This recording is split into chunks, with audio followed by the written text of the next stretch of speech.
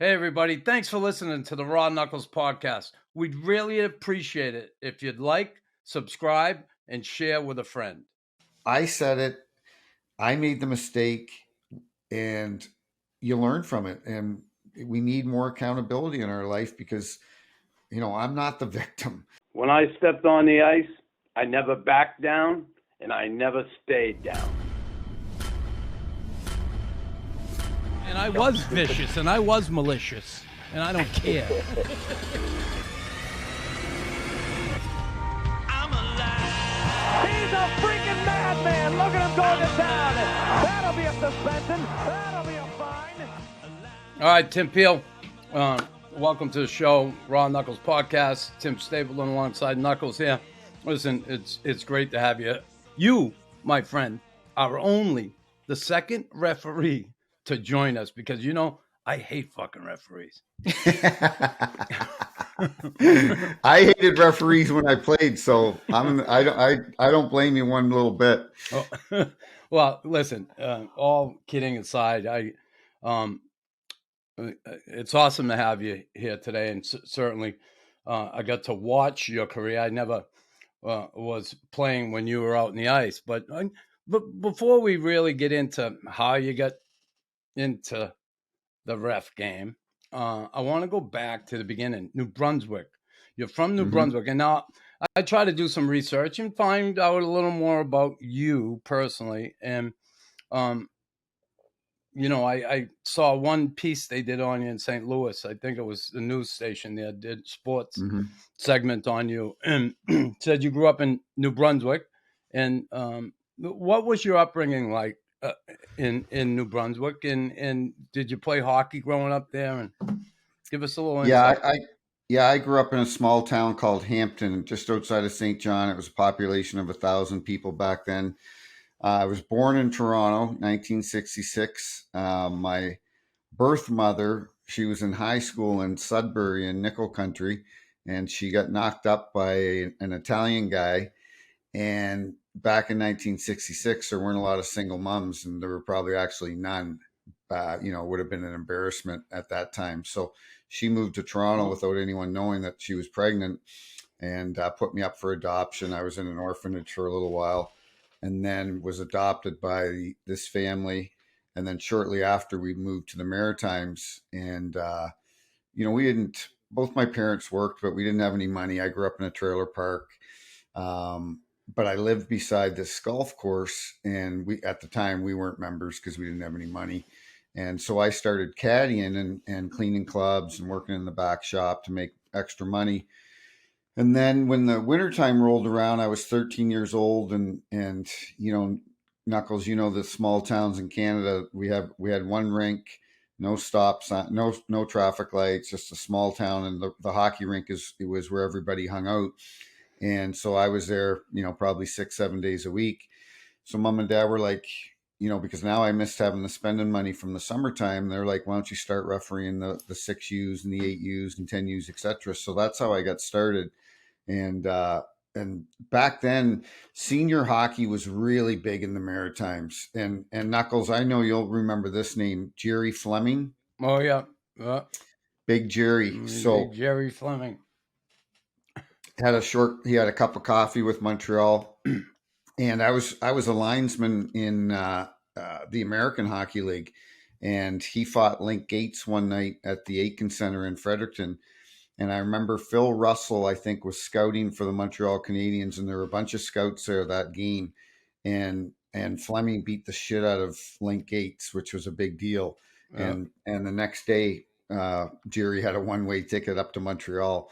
And so I was refereeing senior hockey, and back then, so then Jerry eventually came and played senior hockey down there. And then you had Ivan Votor. You remember Ivan with the Jersey Devils.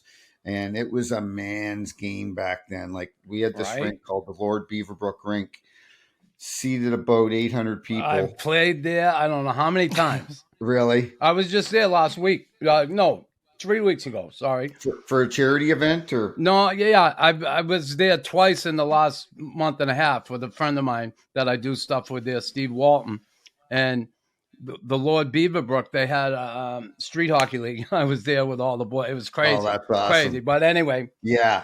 So back then, senior continue. hockey, everyone's, it's a Friday or Saturday night. It's a big night, and everyone's drunk at the game and smoking. And the Lord Beaverbrook rink is just, I remember one game we had bench clearing brawls. I'm in underneath the stands, on the cement with my skates on, breaking up fights. We had the Roberge brothers played in that league. Jesus. Jacques May. This is a name from the past that you'll recognize. Jacques Mayotte. Oh yeah. He was nuts. If you were on your knees and he'd fucking cross check you right in the face. Like he didn't care.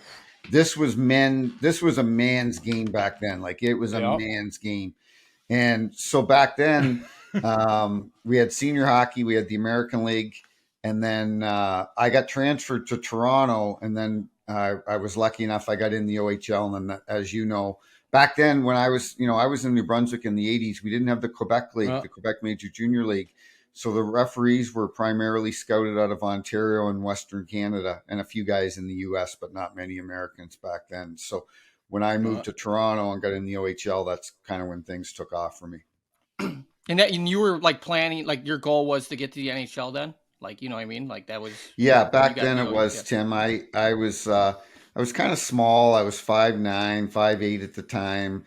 I'm 5'10" now, but I was small and shitty hands, but I was a good skater.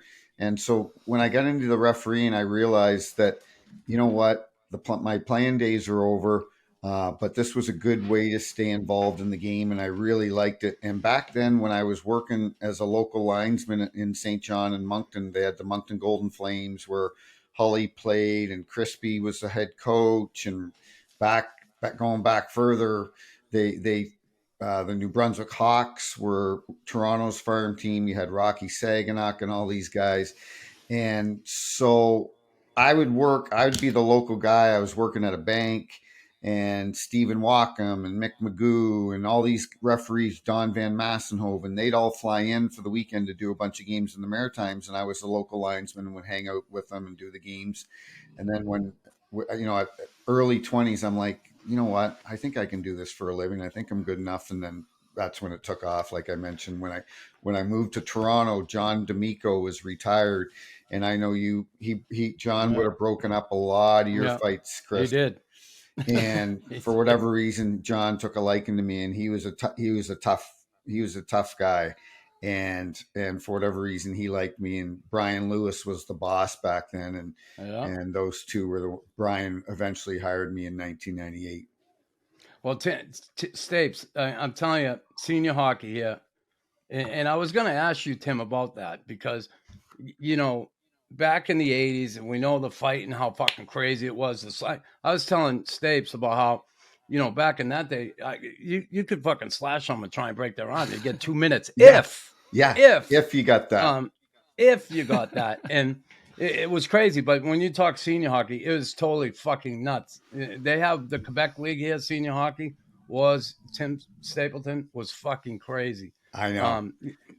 Guys work all week.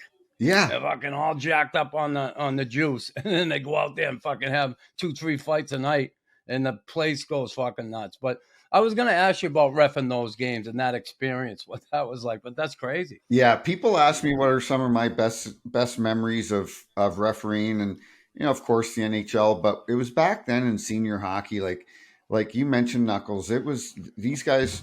Lots of the guys I knew in St. John, Bobby Kane, he was a big tough guy. He was a firefighter. Other guys were delivery truck drivers, whatever. And they'd work all day and then they'd show up at the rink and they'd put on a show for the fans and kick the shit out of each other. Were you ever scared? Were you ever scared in those games? Because listen, let's say NHL, right? You're going to call penalty against a fighter. He's not going to fucking come and pop you. But those senior leagues or those other leagues, man, you're taking your life in your hands sometimes if you're going to confront the player or you're going to penalize them. Did you ever feel threatened at all? No. You know what? As crazy and as tough as those guys were, I never, ever felt like that. The only time that I was a little worried was at the old Lord Beaverbrook rink, like I mentioned, on a Friday or Saturday night. And if the home team didn't like a call, here comes the pint bottles. Like they'd be throwing glass Jesus. bottles on you on the ice like that, throwing batteries at you. You know, the glass back then was this high. They'd be trying to reach over and grab you. Like it was a shit show back then. It was nuts, but it was so much fun. Like I miss those days. Our hockey is so good right now, as you know, but I miss that era of the 80s and 90s and when Yeah. you were playing and you know, you had and who was I talking to? Rivalries, the great rivalries there were. Yeah, you know, like I grew up in New Brunswick and I was a big Toronto fan, and you guys would beat Toronto every Saturday night on Hockey Night in Canada. Every Saturday night. But I was telling the story the other day, Knuckles, about because number 21, Boris Salming, was one of my favorite players. Now, can you imagine the shit that he went through when he played you guys? When he went to Philly, they fucking tried to kill him back then. And he was one tough Swede. Listen, and I couldn't agree more. And I say that. And this is a guy, I've said this before in interviews, countless interviews. And it seems to never come up. But people always talk about, obviously, what I did, you know, Sure. fucking tough guy, this and that. And I always talk, well, it doesn't mean just because you fought doesn't mean you're the only tough guy in the fucking league. There's a lot of tough guys. And I would always refer to Matt Snaslin, what he had to put up with to play this game in that era. But I go back to even before Matt's. And what I say is the guy who blazed the way for Matt's and all those other Europeans was Boris Salming. And when he came here, it was that chicken shit Swede. We're going to fucking kill him. Fuck you. You're not going to come over here and take our job. That guy was as fucking tough as they come to put up with what he had to put up with in the league when he came over here. One of the first to do it. I know. And that, to me, that's fucking tough. Like, and a wonderful guy, too. Like, you knew when you were going to the Spectrum, you were definitely fighting. Like, you were going to fight when you went to the Spectrum. And yeah, can you imagine Bobby Clark and those guys back then? They would have been trying to run him right out of the building. Break his fucking ankle. Did guys get paid in that senior league, or was it just like guys fighting because they had a bad day at work? Or? Yeah, they got paid under the table. A couple Italian guys in St. John. They were called the St. John Vito's, and it's Vito's restaurant, and it's still there. And I'd go up there to have lunch. I knew the owners, and there'd be, you know, the players that day they'd be eating free, you know, for their pregame meal. And the, you know, back then some guys were getting 1,000 a week. Other guys were getting 500, 350. Like they were making pretty good money. They were getting bonuses for fights too. Bonuses, right? They would get bonuses. Yeah. It was a lot of fun.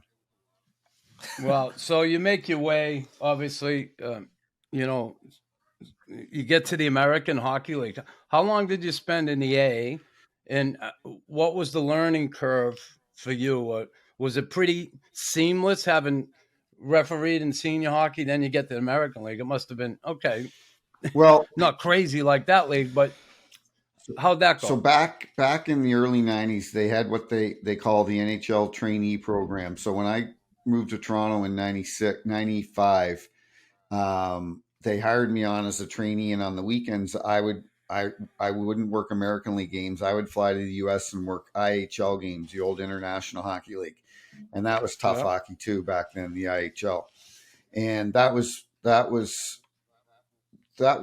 older guys that were too old now to play in the American Hockey League. But I remember Rob Brown, he scored 50 goals playing on Mario's line. Like, you know, they were paying him $800,000 a year, $1 million a year to play in the I. Like, they way overpaid their players, and that's why the league went under. But on the weekends, I'd go down and do the IHL. And I remember one of my first games of pro hockey, John D'Amico, because he had been following me and was promoting me to the NHL. And I missed a hit in Indianapolis, and they carried the guy off in a stretcher in the first period. And John comes down in between periods and just fucking read me the riot act. And then, but one of my favorite stories. So it's 1996, 97, and they're talking about going to the 4-man system in the NHL. And as you know, back then they would try, as they do now, different rules in the American League and the IHL to see if it worked before they brought it up to the NHL. So I got picked to do this game in Detroit with the Vipers. I think they were playing Fort Wayne Comets, and Ludzik JP Bordelot was coaching back then. Ludzi was playing, Bradshaw. Yep. Do you remember Wayne Presley? You remember Elvis? Yeah. Yeah. Wayne Presley. Yeah. From Yeah. Chicago. So anyway, so I got Bob McCammon, who was the president of the IHL. He flies in for this game. Brian Lewis flies in, who's the director of officiating. They want to see how this 4-man system is going to work and see if it can work in the NHL. So I'm just working with the local referee. He's not on the radar for the NHL. And so this is a really good opportunity for me to show these guys. And so we're late in the game. And back then, 95, 96, you didn't call any penalties, unless it was flagrant, and certainly not in a tied game late in the game. So we get a timeout with about 1:30 left. And I go to this young referee. I go, listen, we're not calling anything the rest of the game. We're a tied game, 1:30. Put your whistle away. We're not calling anything. Thank God there were no microphones. Yeah, exactly. But it was accepted back then, Yeah, you wouldn't have. So anyway, for some reason, I have a brain fart and I call a tripping penalty in the neutral zone with like a minute left. It was an awful call. And the visiting team scores, Fort Wayne scores on the Vipers. The Vipers players are chasing me off the ice. Now I got a 4-hour drive after the game to drive back to Toronto and go to the bank the next day at 8 a.m. And Brian Lewis comes in. He goes like this. I'm in the dressing room. I come in. I throw my helmet down. He goes like this. I go out in the hallway. He looks at me. He goes, maybe you're not as good as you think you are. And he did a 180 and walked away. And so the whole drive home, I'm like, well, I'm done. I'm never going to get hired. I fucked it up. This is my one opportunity to really show, and I fucked it up. And I thought I was done. And Brian, I guess, was trying to maybe humble me a little bit because I was probably a little too cocky back then. And eventually 2 years later in 98, he hired me. So what do you think of that awesome 4-man story. system? Did it make things easier, or what was your thoughts when that first happened? Yeah, the 4-man you know system? what, Tim? It's yes and no. It's easier. It's impossible to ref 3-man now with the game the way it is without a red line. I remember one year, Gordy Dwyer, a good ref, he was sick, puking before the game. He couldn't go out, and I worked the game by myself in Chicago. And the whole time I'm 2 zones back, they're throwing the puck from, the goal line up to the far red line. It's impossible. It's impossible to keep up to the speed of the game now with 3. The only frustrating part is, and I'm sure it was frustrating for Kerry Fraser, Mick Magoo, Don Koharski, Bill McCreary, all these legendary refs.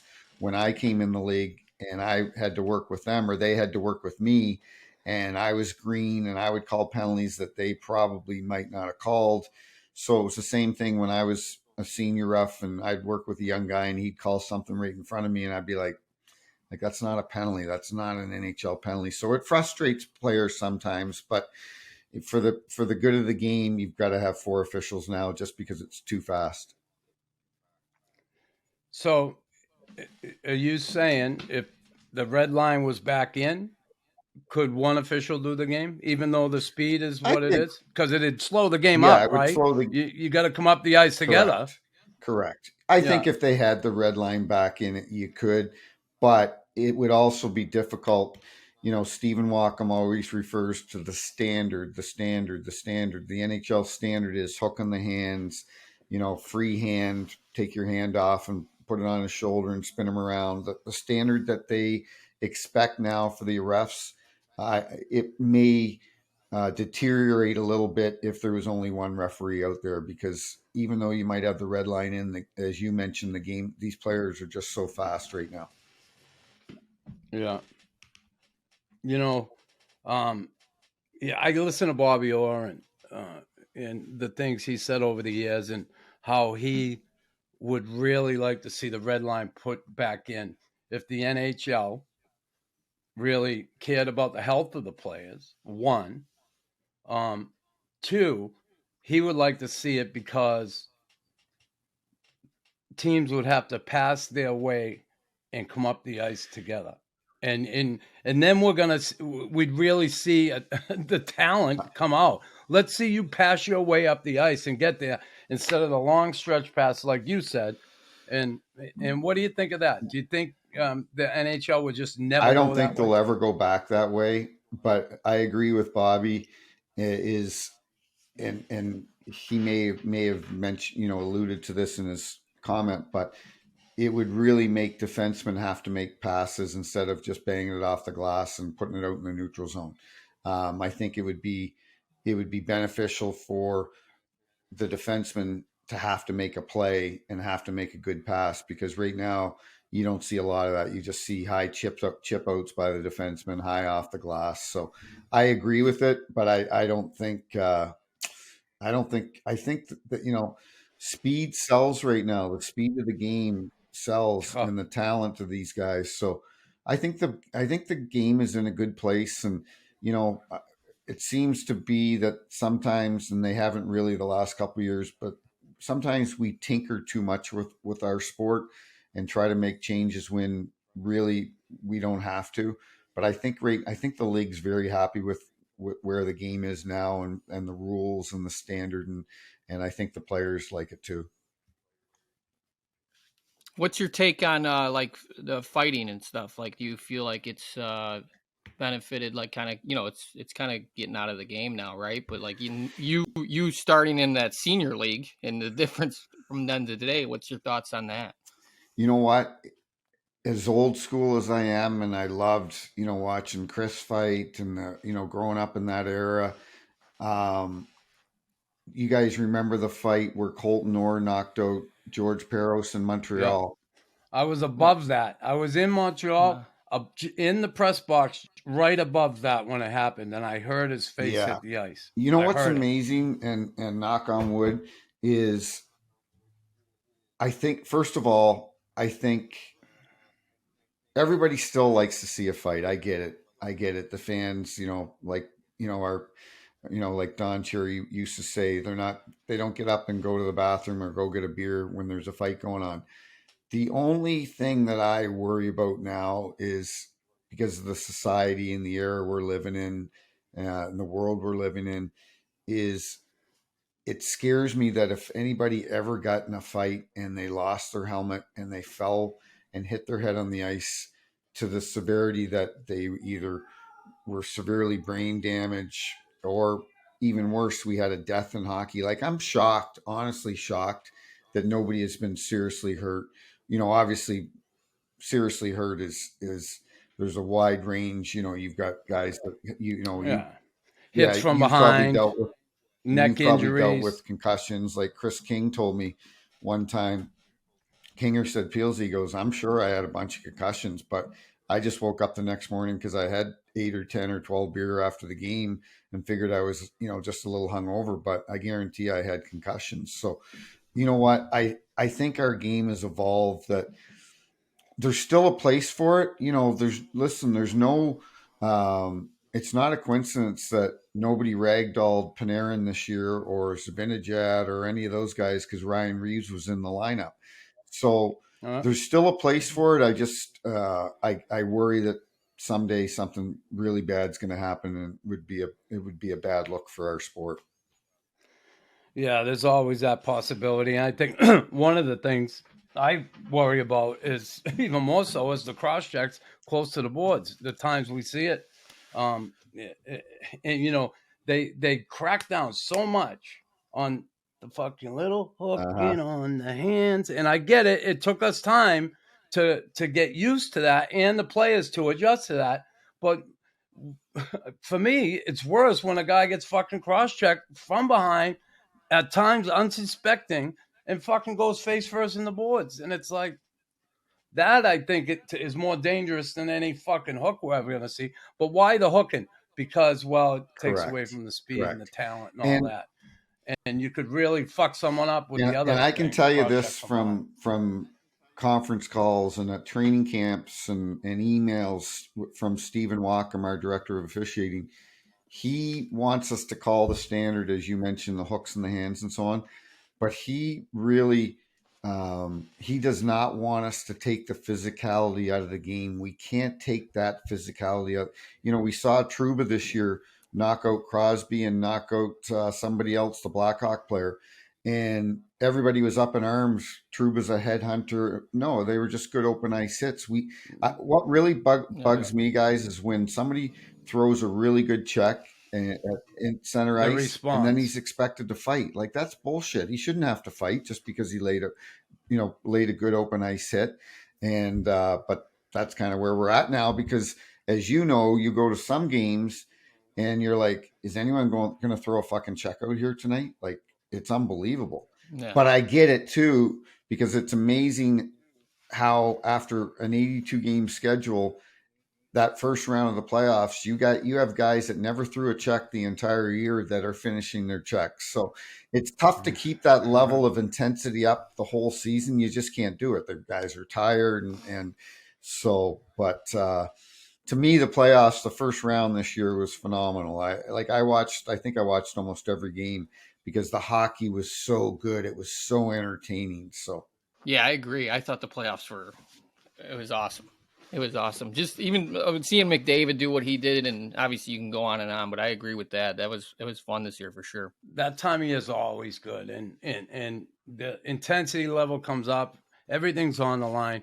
I often think there's too many games, and certainly owners aren't going to give up any games because they're giving up money. But boy, 4 games a week, the travel, everything, and they get great travel. I get all that, the great hotel rooms, but the the number of games to have a player be able to go out there and play at that peak performance and get that into, you get some yeah, real you shit do, hockey you games do, during the year, and there's not a whole lot they can do about it.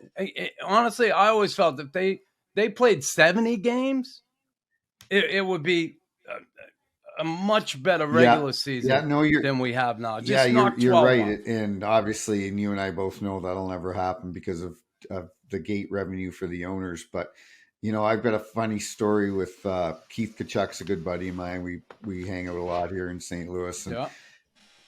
I Tell will, Keith I said hello. and good Boston. You both are from Boston, right? Yeah. And Yeah.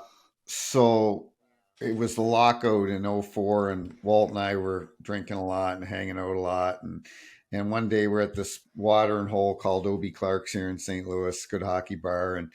And we're drinking, and I'm complaining to Walt. I'm like, I do about 5 Blues games a year.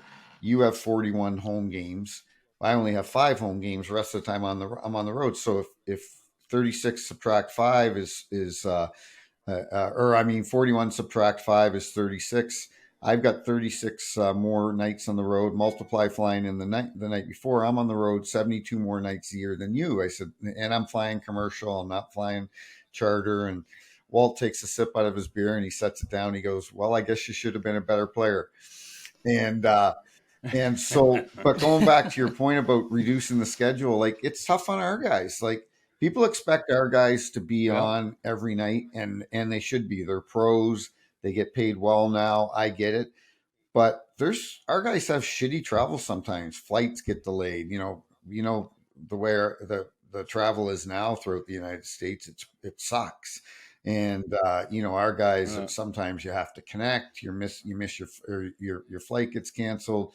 You don't get in till the next. Like, I had many games throughout my career where I landed 11:30, got to the hotel, grabbed a quick sandwich, had a pregame nap, and then went and did the game, knowing that the players flew in the night before on a charter, got a good night's sleep. But as a pro, we've got to go, okay. Like, I would always remember if I was on like a 10-day road trip.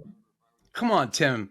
Tim, you only have to work half the fucking time. Come on. But I remember if I was on a 10 or 12 game road trip and it was my last game, and it was my last game of the trip, and I was flying home the next day to see my family and get home for 2 or 3 days before I headed out again, I would always go, this has to be your best game of the road trip. You don't want to have because you got all kinds of excuses. You're tired. You've been on the road for 10 days. You want to get home and see your family, but these teams expect a certain level of officiating and professional. And I would go out and work my hardest in my final game to not only for them, but for me, when I would fly home, go, you know what, I could look in the mirror and go and have some pride and say, you know what, you worked your butt off tonight, and that's what the game deserves. I love that. I love hearing that because, like, as a player and obviously fan at times, you don't realize, you just look at it like you're a referee, but you guys actually have your own preparation, your own worries. Like, so would you, when playoffs came, was it like as a player, was it the same as a ref? Would you amp it up? Would it be like more pressure? Were you trying to be like, this is the time of the year where I got to be a really good ref? Did that Yeah, kind of happen as a ref? obviously you want to be a really good ref all year, but that's a good question because we have 34 refs in the league and they take 20 to the playoffs every year. And I was fortunate enough, I never professed to be Kerry Fraser, Don Kowarski, Andy Van Helleman, these guys, but from after my first year, I worked playoffs every year. I wasn't a guy that was in one year and out the next. And then the league knew that what they could expect from me and the consistency. What they look for in the playoffs is the guys that don't work the playoffs are generally guys that make weak calls during the regular season. The league would rather you miss a little hook on the hand than call a penalty where he clearly lifted his stick. It wasn't even close to his hands. That now results in a power play goal. The other team's pissed off. The weak calls in this league, whether it's the regular season or the playoffs, absolutely kill you. If you make a weak call, the league goes, we cannot trust this guy. We cannot put him in a big game. And Kelly Sutherland and Wes McCauley and Chris Rooney right now are to me are the three probably top three refs.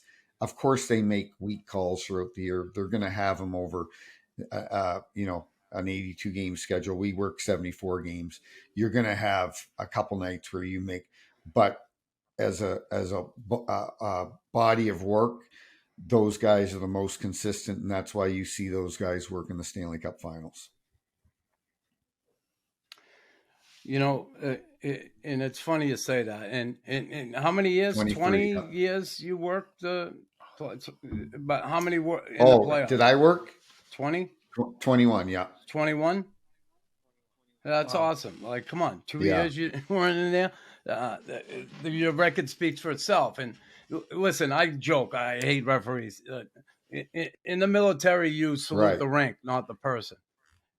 In hockey, I hate referees. I hate the sweater. I don't like, but away from it, listen, all those guys you mentioned, I've had a relationship with all of them, and they're good guys. And I get it. But boy, once they put that fucking thing on, my eyes, they turn like a shock, right? Well, they go white. Well, you think about this, especially right now with this younger generation. Like when I was coming up, whether it was Ty or Probert or Joey Kosher or all the tough guys, but Matt Sundin and Zetterberg and John LeClaire and Linder, you could build a relationship with these guys and build a rapport with them.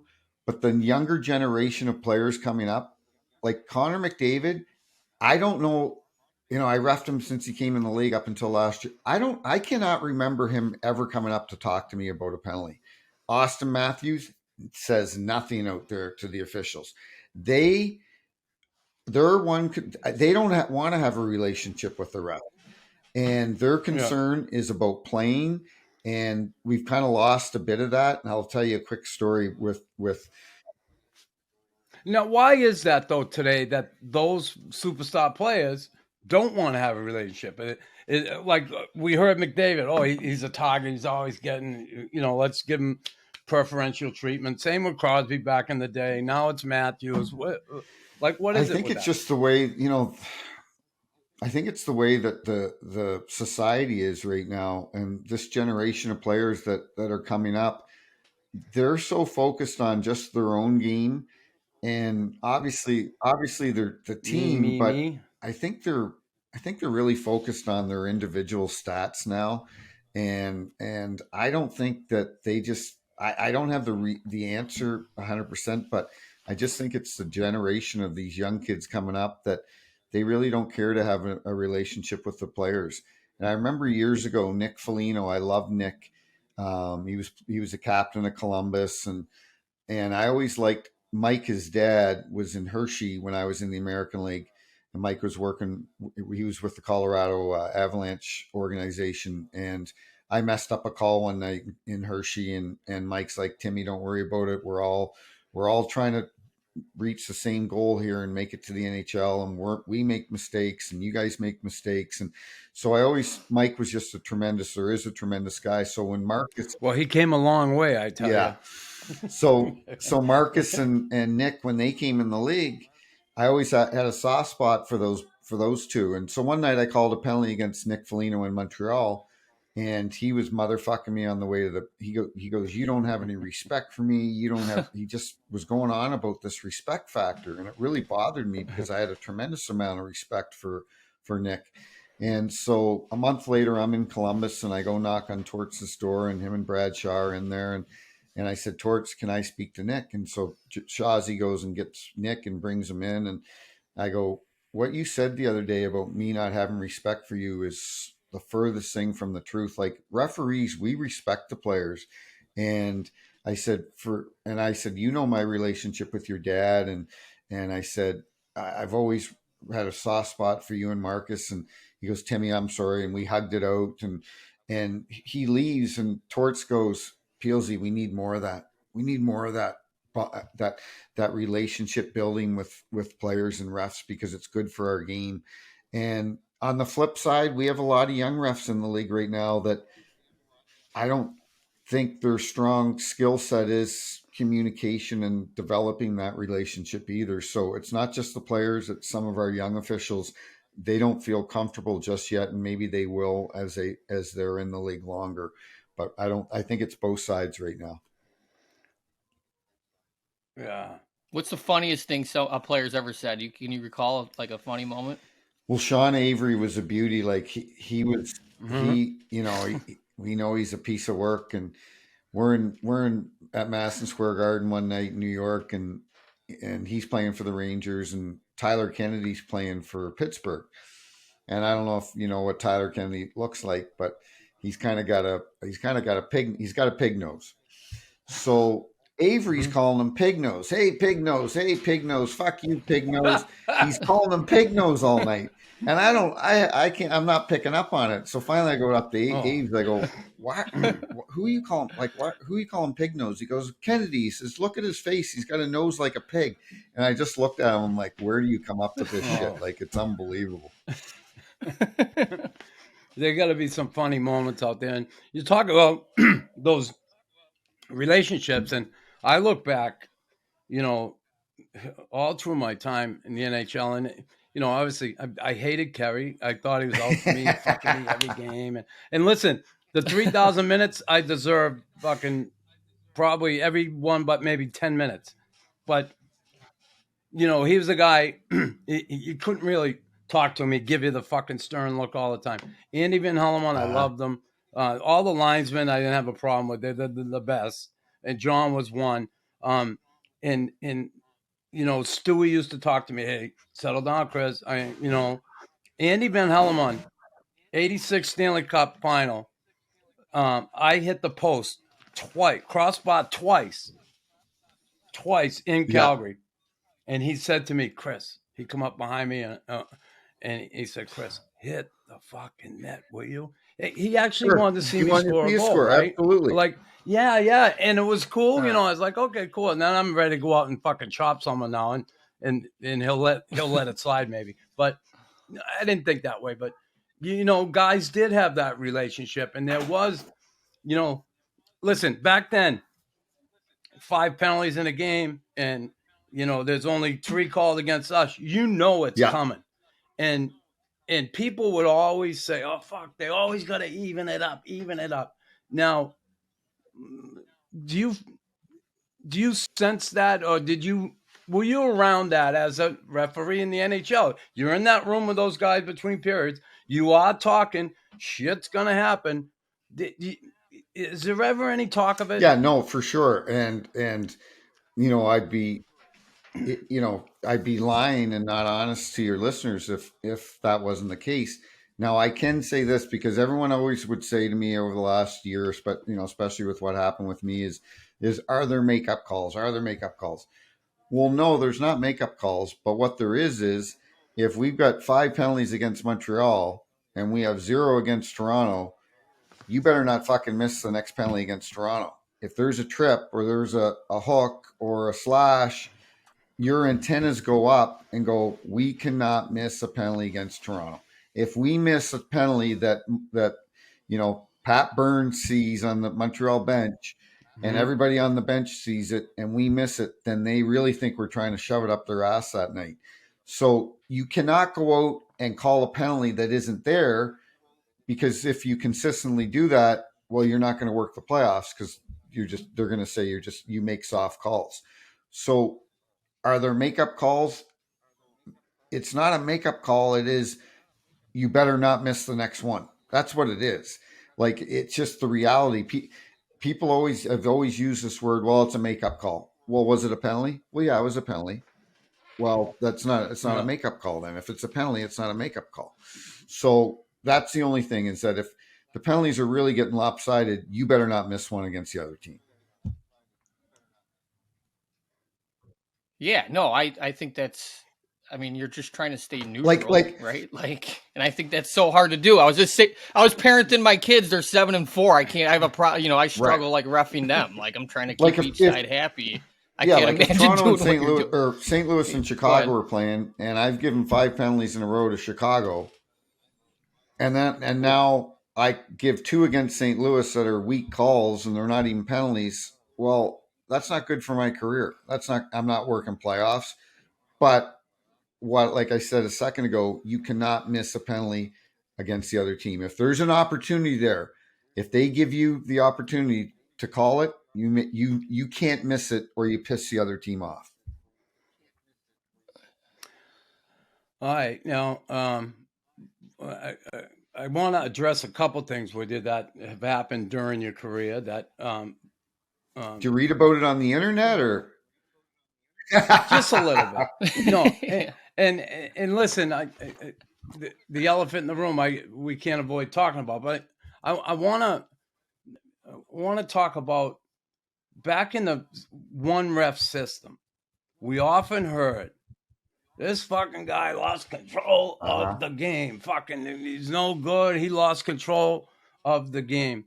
What do you think of that statement, one, in that one referee system? And do you think the 2 referee system more or less doesn't allow that to happen today? No, that's a great question. And it can happen whether it's 1 ref or 2 refs. Rob Schick, you remember Rob Schick, Knuckles, he was a good ref. He's a supervisor now for the league. He would say to us in every playoff meeting, and McCreary would do the same thing. They would say, do your homework early in the first period. If there's a trip, get it. If there's a slash, get it. If there's a cross check, if there's a punch to the head, if there's a scrum and you can pick one guy out of the scrum. You need to do your homework in the first period. You can't let all that go. And now we're in the third period, and it's escalating because you didn't take care of it in the first period. Well, you can't start calling it in the third period, because the players are going to look at you going, what the fuck's going on? We just went 2 periods and you allowed all this. And you have to get it. Every good playoff game I had, it was when I did my homework early in the first period, because that set the tone for the rest of the game. The players knew, okay, this is what Peelsy's calling. This is a standard he's calling. And if you were fortunate enough to, so consistency, you said it, and you stay consistent enough that they would give you some penalties in the first period, and you're like, yes, perfect, cross check, trip, slash, high stick, boom, I'm on it. I got 4 or 5 penalties, or 3 or 4. Now as a ref, you go, okay, boys, now the game is in your hand. Now you guys decide how you want to play. If you want to keep playing like that, I'll keep calling the penalties. But now you guys know the standard. And if you're comfortable with that standard, we might go the rest of the game without a penalty. But you need to do your homework early. How about those rivalry games? The Ranger, Washington won, Edmonton, Calgary, Boston, Montreal.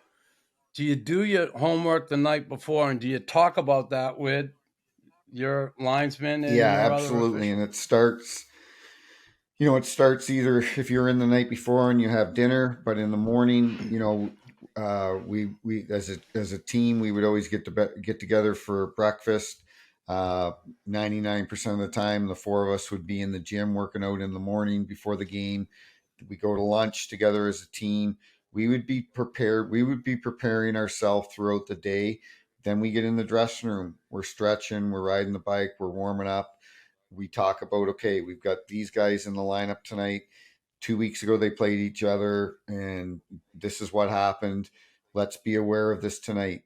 So and so ran over the goalie a couple weeks ago. Let's make sure we take care of the goaltenders. Make sure we're prepared if there's any bumps in the crease. Let's get it early, even if it's maybe not as bad as maybe this, in previous games, goalie interference. But if you can set the standard early, and you've got a Vasilevsky that is one of the best goalies in the league, and all of a sudden, if they're now taking liberties, if you can get a goalie interference penalty early in the game, you're telling both teams, hey, I'm going to protect the goalies. This is the standard. Do not go near the net. So our preparation, Knuckles, starts in the morning, and our guys are prepared. We watch a lot of video throughout the year. After every game, I'd come back to the room with a glass of wine and watch different parts of my game. And not so much, some nights you might have 3 or 4 penalties, so there really wasn't much to watch. But I'd watch, okay, what's my positioning like in the corner? Am I getting in the way on the cycle? Where can I move? Should I have moved from that corner and slid behind the net into the other corner where there's no traffic? So you're constantly trying to teach yourself, and Wacom does a really good job of sending out videos like that to help the guys throughout the year.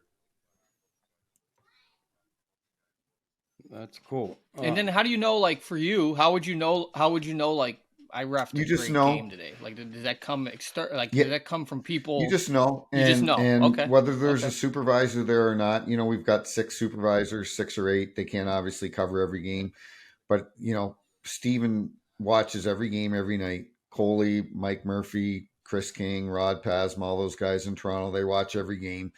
You just know as a ref, if you have any pride at all, some guys think they ref a good game every night, but then they don't work the playoffs at the end of the year, so they're probably not really being honest with themselves. But if you're honest with yourself, you go, you know what, that was a fair game. Yeah, I missed a couple on both sides, but the players were happy, the coaches were happy, nobody said a word, and yourself, when you look yourself in the mirror, whether you did a good job or not.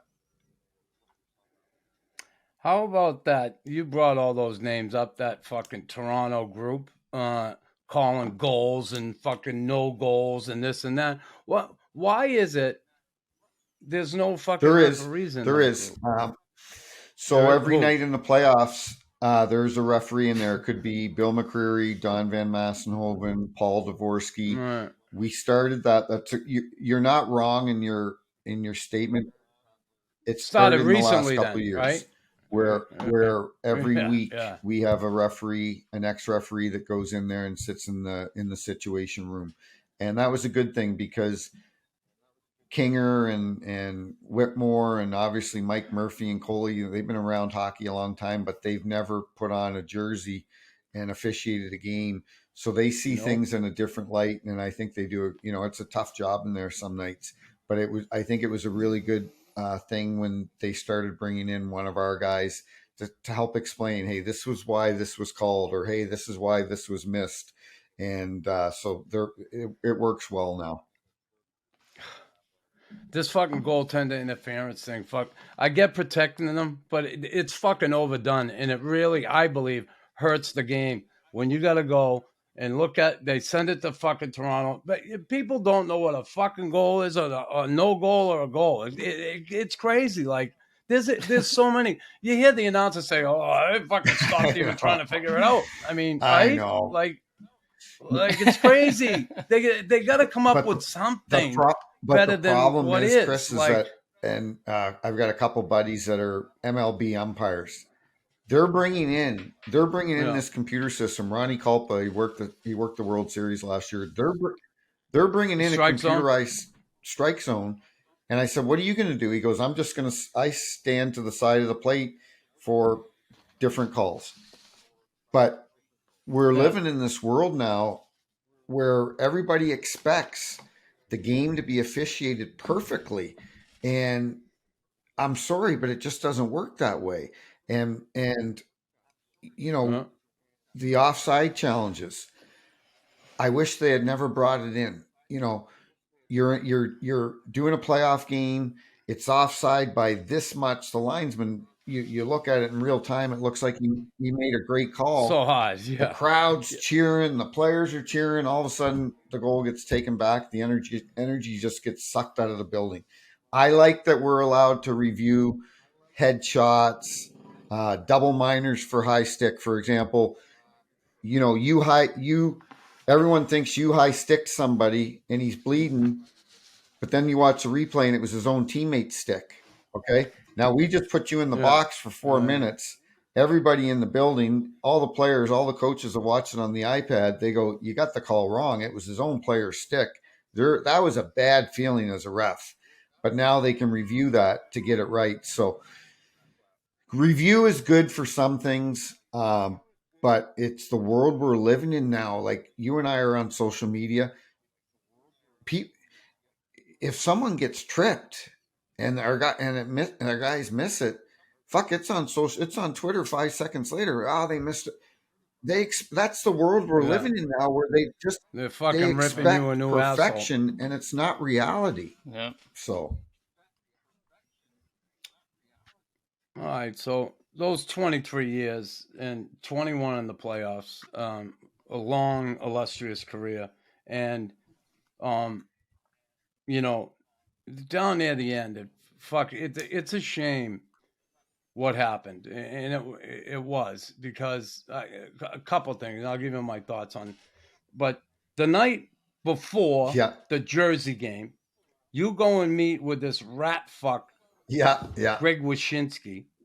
I think he's a rat fuck who does to get. Listen, he apparently was one of your harshest critics. You're gonna go meet with him, say hi, whatever, and you know right. the human side of things, and you have a drink with him. And did he ever ask you, "It was okay if I tweet that out"? I think he said he was going to tweet it out, and so in fairness to him, you know, I put myself in that position. He's still a rat fuck. There's 34 refs in the league, and he all of a sudden it was 2014, and I get picked to go to the Olympics in Russia, and there were just 7 of us from the NHL that were going over. So it was a big thrill and an honor, and he writes this whole article about me and what a joke it is, and so this goes on for a couple of years, and he would criticize me after every game. So of course, as much as you should not let it bother you, and I had It fucking hurts you. it You're hurts. human. You're like fucking human. Coley said to me once, right? Yeah. that not once, he said to me that day, the next day, he's like, "You can't worry about what people say about you." Well, I'm only human, and it bothered me, and I just started having kids, and I'm like, my kids are going to Google Tim Peel, and they're just going to think he's the worst ref in the league, and it bothered me. So he does this podcast, or did this podcast with Jeff Merrick with Sportsnet, and Merrick brokers a meeting with us in New York at Foley's Pub. And so we go there and we're watching hockey, and just I wanted to get him. I wanted to kind of find out, and I never really got an answer, but I wanted for him to meet me and just know me as a person, and so we drank and had beers, and then he's like, "Hey, let's do a tequila shot," and so we do it, and this is 2015, so social media was just starting then, but that's 7 years ago. It wasn't as rampant, obviously, as it is now. So I really didn't give much thought to it. And the next morning, Wacom calls me, and I'm in New York, and he's like, "We got a problem. There's this picture on the internet of you doing a tequila shot." And I'm like, "Fuck." So they phone me at about 12 o'clock, and Coley calls, and he goes, or then I talked to him, and then Steven called back, and he goes, "You've been taken off the game in Jersey." So I was devastated. I was sick to my stomach the whole day. But the good thing is they kept me there in New York. The next day I worked the Ranger game. So I knew I wasn't getting fired, because, if if I knew I was in trouble, they would have just sent me home. Yeah. Plus, they let me work the Ranger game 24 hours later in the heat of where it happened, New York City. And so everything now it's all dying down. You know, I worked the game Friday or Saturday in New York. Sunday rolls around, it's dying down, and they're on to the next story. Well, Sunday night, I get up Yeah. to get a drink of water, and I see my phone, and it's got like 50 text messages. I'm like, this isn't good. Well, Ron Fournier has this radio show, or he did have this radio show in Montreal, Yeah. and he said that I had been suspended, and he obviously had talked to one of our officials, and so then the shit hit the fan again. And now this is Sunday night. I'm working Monday in St. Louis in my hometown. I'm on the phone with Wacom all over again. It just will not die down. So anyway, a lot of focus was on me and so on. And one of the years I didn't work the playoffs was that year, and I had worked really well prior to this incident. And the year before, I think I'd worked second or third round, and so I knew Steven was going to have a tough decision to make because playoffs were coming up in a couple weeks. And I phoned him up and I said, you can't put me in the playoffs. I said, it's too much of a distraction. It's going to be a distraction on our team, on all the guys. It's all they're going to talk about is every game I ref, they're going to talk about it.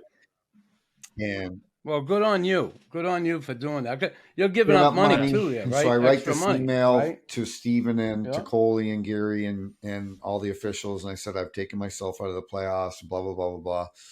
So now my daughter's like 2 years old. I take her for a walk outside, and Wes McCauley calls me. He goes, "You doing okay?" And I just break down crying because it was such a I had always prided myself in working the playoffs, and now it wasn't working. So it was tough, but you know what?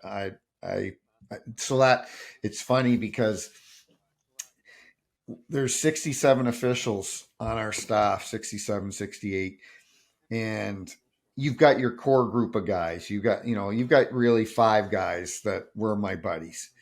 And the rest of them, they're your colleagues, you're friends with them, but acquaintances. Those guys that aren't working playoffs or even ever working playoffs, when I took myself out of the playoffs, not a lot of them felt sorry for me because now it was their opportunity to work the playoffs. Then that's life, right? No. That's fucking life. They don't. So care, then that summer, because the rumblings were when the season started from our guys was that Peel's done. He'll never get back in the playoffs. Fuck, he's done. And I said to Wacom that summer, I said, I'll be back. I'll be back in the playoffs next year. I said, you know me, you know where I came from, my life, that I said, I've always been, I've always had perseverance and resiliency and been knocked down, and I'm not going to let this fucking define me. And sure enough, he put me back in the playoffs that year. And it was funny because that fall, Stefan Cantel was the head of player safety, and it was September of the new season, October of the new season. And I called Rafi Torres in the preseason for an illegal hit to the head on a Anaheim player, and they suspended him 40 games. And I'll never forget. I'm sitting here actually in my office where Cantel called me, and he goes, I am so happy that you were the ref that got that call because now you're back in. Like you showed the guys, hey, I wasn't in last year, but I'm ready. And so it's the ups and downs of your career. It's like this, well, I'm glad you didn't let it define you. And I'll say this and I'll say it again. You went to kind of bury a hatchet with this guy, Chinsky, and he fucking ends up, you're walking out the door and he fucking whacks you over the head with it. That's the way I look at it. I'll never look at it another way. He's a rat fuck. Now, if we can move forward to, sure. Certainly the one that fucking hammers you over the head again, and the league does. And what really bothers me about this one is the family. Your family, your wife, your children are going to go on the ice April 24th, your last game. You're going to retire. and then you have this incident in Nashville, and it's fucking heartbreaking what happened afterwards. And listen, I get it. I told you the referee Sure. thing, but as a person and the human side of it, and we often don't look at that when we talk about referees. And I'm one of those fucking guys when I was on the ice. I know those guys off the ice, but on the ice, I didn't look at the human side of it. Fuck them. Do your job. Shut up. And then you get in this Mike isn't off, and you end up coming out with a statement. It wasn't much, but I wanted to get a fucking penalty against Nashville early in the, and then the audio cuts out. Now, you didn't turn your mic off, huh? And you certainly took responsibility for that. But I mean, you were going to say that anyway, Mike. Right? You thought the mic was off, so you're going to say that anyway. And you know what? What's that about? It's been a year and a year and a half now, and I've done a really good job of kind of not letting it bother me, move on. But it's so ironic that you and I and Tim are doing the show today, because last night, and I don't remember, when you have a dream, you remember it, but then as the day goes on, you remember less of it. But for some reason last night I was having this dream, and it was about I was getting fired, but then they were looking at rehiring me, and dreams are bizarre. So I know it's back there somewhere. And I'll never get rid of it. Yeah. And I'll never get rid of it. Subconscious. But so it was March 23rd. And what's ironic is that day, and Knuckles, you know this, the equipment managers, they take care of you. They don't get paid a lot. You would always take care of those guys with bonuses at the end of the year and so on. So the equipment manager for Nashville is a guy by the name of Pete Rogers. And I'd known Pete since our days together in the American League in Rochester. And he's just a phenomenal person. And we had just formed this friendship. So that, and, he'd take care of washing my laundry and fixing skates and your equipment throughout my career. And so that afternoon, I actually went out and bought a nice bottle of Caymus wine. Before the game, I go down to Nashville's equipment, to his office. Todd Richards is sitting there, the assistant coach, and I give it to Pete, and I, hug him and thanks for everything. And we sat there, and I got a chew of tobacco and a coffee, and we're sitting talking about horses and kids and hockey and just all, not the NHL, just life in general with Todd and I and Pete. So finally I'm like, well, I gotta go. I've been in there for a half an hour, 40 minutes. I'm like, I gotta get ready for the game. So I didn't walk out of that building or out of that dressing room going, I want to get Nashville tonight. Like, that's fucking stupid. And by the way, you're retiring in 4 weeks. Let's blow it all up and make a fucking scandal and embarrass yourself. Like, that was not my mindset going into this, obviously. So when I called the penalty, and you pride yourself, and I had talked about it earlier about making soft calls, and I had thought Arvidsson a trip to Detroit player, and I see the replay, and I go over, and Kelly Sutherland, who's a veteran referee that we came up together, and he's probably the first or second best ref in the league right now. And I was embarrassed because the reason I was embarrassed is it was 10 feet from him, and I'm outside the blue line, and I make this call. I should have just let it go, because he's, even if we did miss it, it was a trip. It wasn't much, but I should have deferred to him because he's 10 feet away. So it was kind of my defense mechanism as I'm coming over going, because I was embarrassed that I made this shitty call. And I said what I said. And so Nashville done what happened. So it's funny because Ken Daniels, who does the play-by-play for Detroit, he phones me the next day. He goes, we caught it on our feed and we squashed it, but Nashville caught it on their feed and they played it.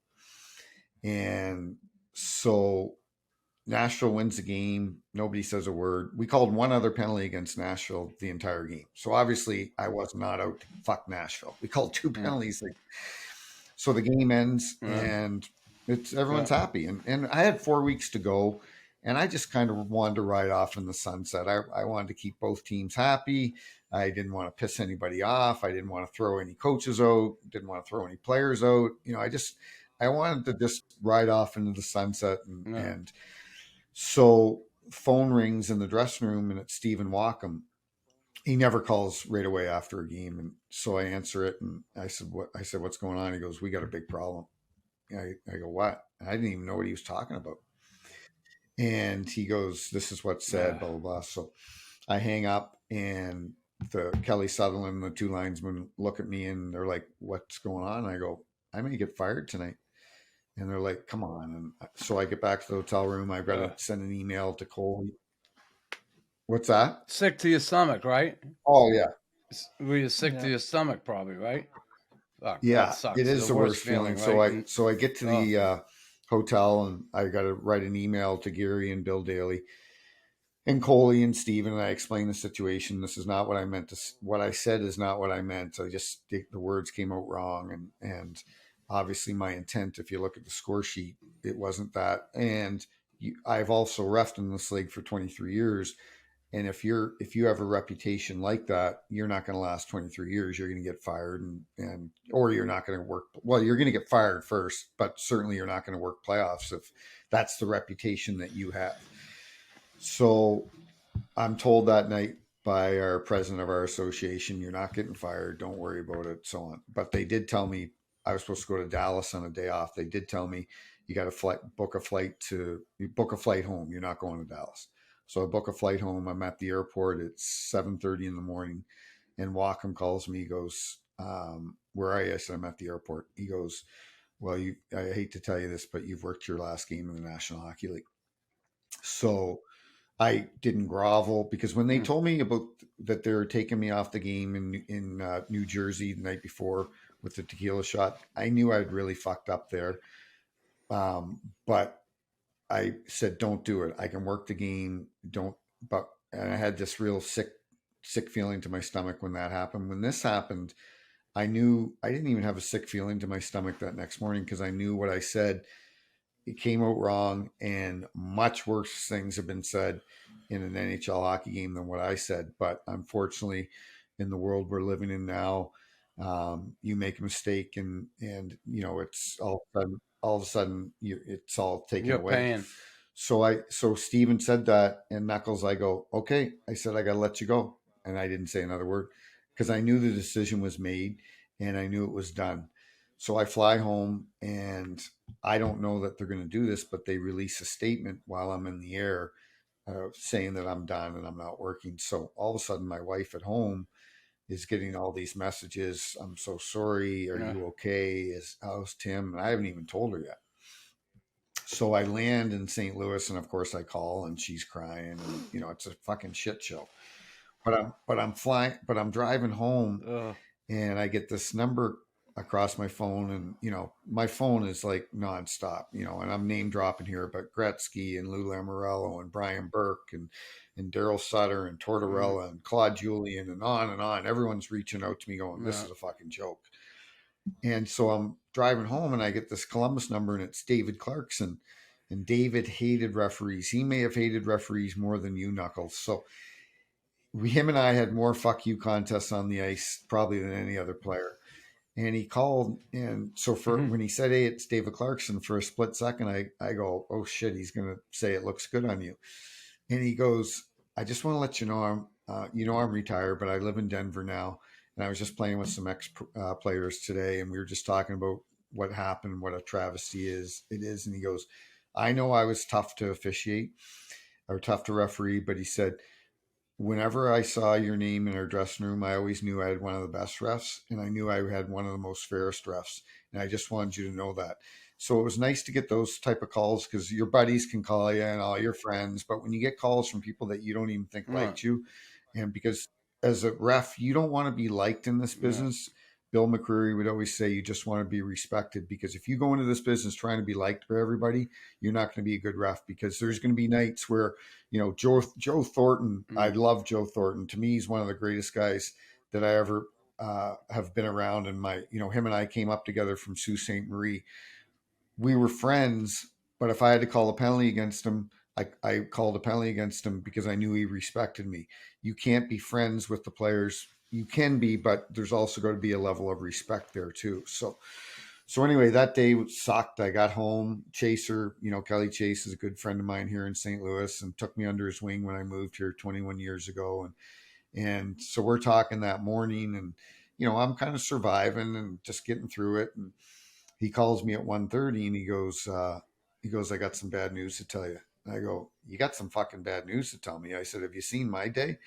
And he goes, Bobby Plager just got killed in a car accident, and gives me chills right now because Bobby was just the best, and was one of those guys that was so nice to me when I moved to St. Louis, and my kids loved him and he loved them, and I'd always see him at the rink watching his grandson play. And so social media just switched in St. Louis from Tim Peel to Bobby Plager. And Chaser goes, Bobby loved you so much, Peels. He said he thought he'd take the heat off you today. So anyway, so that day, did he ever? my kids get home. I tell them what happened.